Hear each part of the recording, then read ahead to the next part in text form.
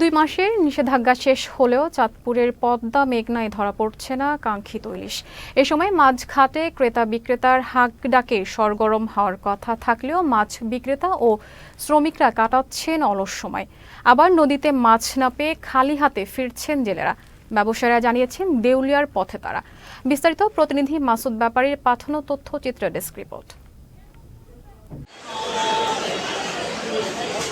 চাঁদপুরে 2 মাসের নিষেধাজ্ঞা শেষে মেঘনা ও পদ্মা নদীতে ইলিশ ধরা শুরু হলেও বাজারে নেই কাঙ্ক্ষিত সেই রূপালী ইলিশ। চাঁদপুরে মাছ বাজার ও আড়তে চলছে নীরবতা, কারণ আশানুরূপ ইলিশ তো দূরে থাক, বড় ইলিশেরই দেখা পর্যন্ত মিলছে না। দেশের দক্ষিণাঞ্চলের সবচেয়ে বড় ইলিশের অবতরণ কেন্দ্র হিসেবে পরিচিত চাঁদপুর মাছঘাট।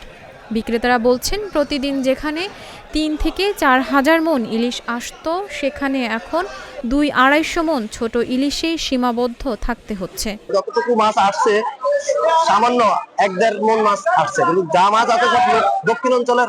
বর্তমানে মাছের কেজি 3000, 3100, 3200।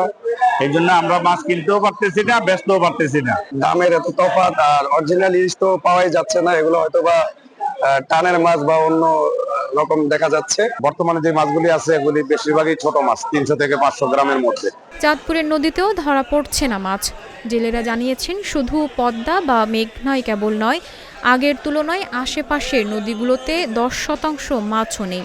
ব্যবসায়ীরা বলছেন, লক্ষ লক্ষ টাকা ঋণ নিয়ে দাদন লাগিয়ে রেখেছেন তারা।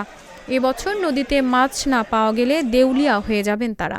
নদীতে এখন স্রোত না থাকায় মাছের পরিমাণ কম। তো সামনে বর্ষাকাল শুরু হলে নদীর স্রোত বাড়লে এবং পানির চাপ বাড়ার সাথে সাথে মাছের প্রাপ্যতা অনেক বৃদ্ধি পাবে।